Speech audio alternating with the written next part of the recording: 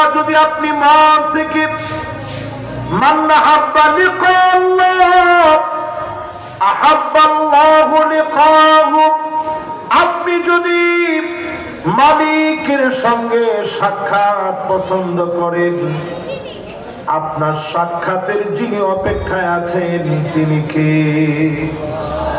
ওয়ামান কারিহা লিকাল্লাহ কারিহাল্লাহু লিকাহু, আপনি যদি আল্লাহর সাক্ষাৎ না চান, আল্লাহ আপনার সাক্ষাৎ চাবে না।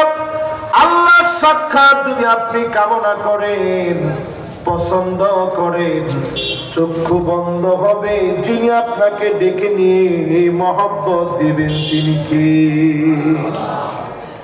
এবার যদি আমি একটু জিজ্ঞাসা করি, যতজনই মাহফিলে বসছেন মরতে চান এমন কে কে আছে হাতটা উঠান। কি সত্য সত্য আদর হয়েছে?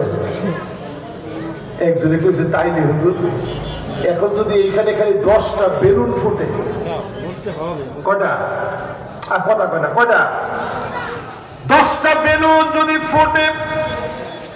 আর আগের দিনে আমরা পটকা কিনতাম, পটকা ছিলেন, এরকম পটকা যদি 5টা এখানে ফোটানো হয়, যারা হাত তুলছেন হুজুর আমরা মরতে রাজি, এরা কি আসলে থাকবেন না ভাগবেন?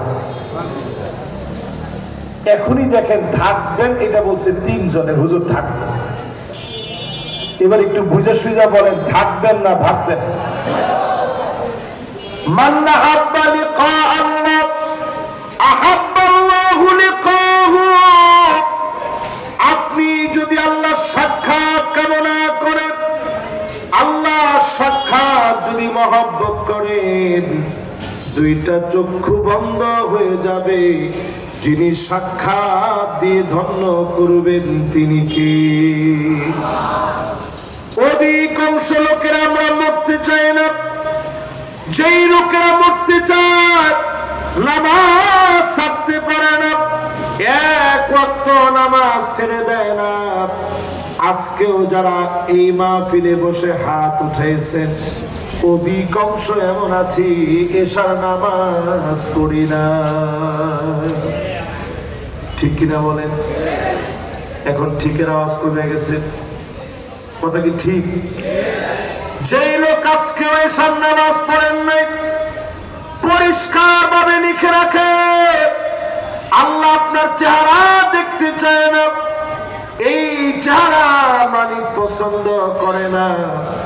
আজকে যদি নামাজের সিদ্ধান্ত নেন, আপনার মৃত্যু হয়ে যায়, যিনি আপনাকে আপন বানায় নিবেন তিনি কে? যতজন এখানে বসছি নামাজ এশার পড়ি নেই, কিন্তু এই মাহফিলে বসে সিদ্ধান্ত নিতে চাই আজকে থেকে